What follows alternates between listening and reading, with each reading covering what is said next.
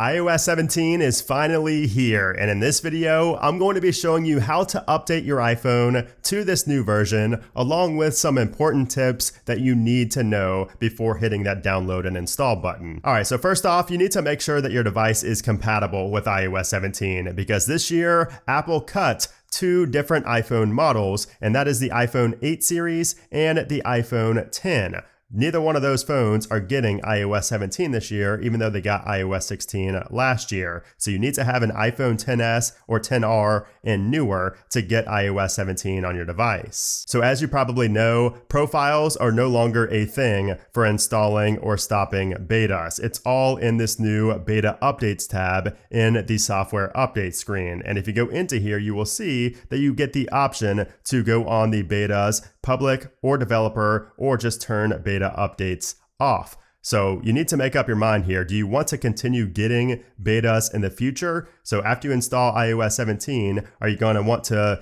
get 17.1 betas, 17.2 betas, or do you want to stick to only receiving the final public, stable releases? You need to decide that, because you need to go into here if you even have this section. And if you do not want to get future beta updates, just simply press off right here and then go back, and you will not get future beta updates. And the good thing about having this section in your settings now is that you can always go back and enable these betas if you want to. So if you turn beta updates off, for example, this tab is always going to be here in your software update screen, and you can always go back into there and enable future betas. But just know that when you go to install iOS 17, you're probably going to want to turn beta updates off unless you just want to keep continuing to beta test future versions. And if you were beta testing and you do not see the iOS 17 update populate, that could be because you are on the RC build, which is the release candidate build. That is the final version, but just early for beta testers. So you're already on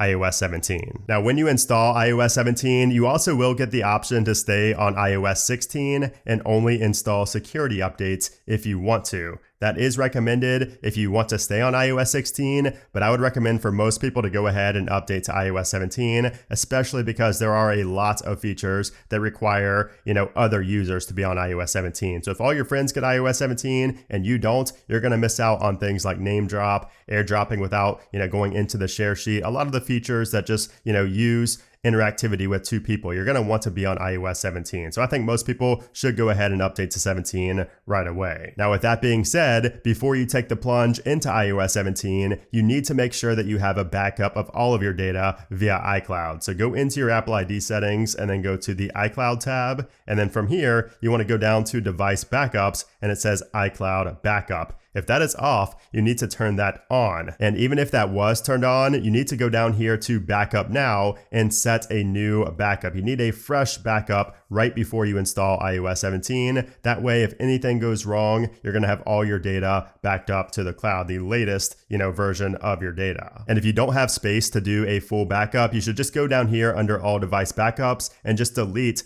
backups from other devices that you may have on your iCloud. Even if it's just temporary, just go ahead and delete those. That way you can get a fresh backup done of all your data, just to make sure you're safe when updating. And speaking of storage, if you go into settings, general, and then into iPhone storage, you need to keep an eye on your iPhone storage here. I would recommend everybody to have at least 7 to 10 gigabytes of free storage before installing iOS 17. Now, yes, that's overkill. You're not going to need the full 10 gigabytes, but the thing is, if you even have just like 1 gigabyte remaining, or 1 gigabyte more than what's required, it's still going to be kind of laggy, and that just runs the risk of having issues with your install. You want to have plenty of storage available. That way you do not run the risk of anything going wrong with your update, because keep in mind, when we're going to iOS 17, it's overriding the whole software. There's a lot of changes being made on the back end, so you don't really want to risk it. So I would recommend having close to 10 gigabytes, if not more than 10 gigabytes available in terms of storage. Now, you also need to make sure that your device is connected to Wi-Fi. Now, yes, you can install software updates over cellular, over 5G, but that's most likely going to be slower for most people. So I would recommend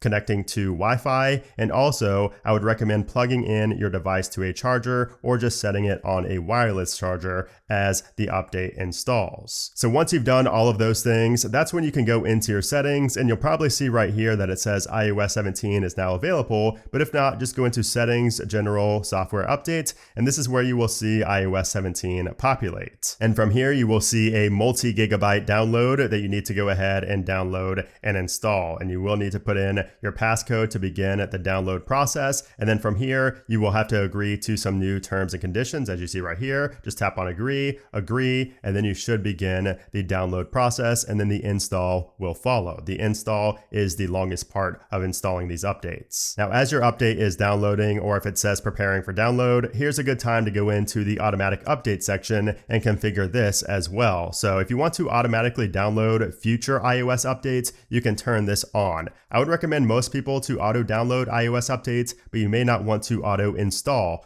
iOS updates. There may be versions where you don't want to install right away, so I'd recommend this setup right here. Now, I would also highly recommend having security responses and system files enabled. What this does is it allows Apple to send rapid security response updates to your phone to patch up any security vulnerabilities. And also, while you're waiting on your install to finish, you might as well go ahead and watch my video on all the new features and changes included in iOS 17. That way you know how to get the most out of the updates after it installs on your phone. So there's over 400 new features and changes in the updates. So I will leave that video linked up in the cards in the top right and also down in the description below. And then after you finish installing iOS 17, you will notice some differences pretty much right off the bat. So in iOS 17, we have features like interactive widgets where we can play and pause our music straight from the widget right there. Same goes for our podcasts, our home. We can turn on and off our lights in our home straight from the widget without having to go into the application. And there's also really cool features like contact posters, which allows you to basically represent how you appear on another person's phone when you call. Now, of course, you can override this by setting your own contact poster for your contacts, but it's a much better look in terms of the incoming call screen and the overall call screen. And then, of course, we have the standby feature, which allows you to have essentially a home hub on your iPhone by putting it on a MagSafe charger and locking it and then putting it in landscape mode. You get this really cool view here that is highly customizable. And the biggest feature of all in iOS 17 is going to be name drop and all of the new AirDrop features, which allows you to simply hold two iPhones that are on iOS 17 together to transfer files and to transfer contact information. And if you want to see all the features, you can tap on learn more right here as you're installing the updates and read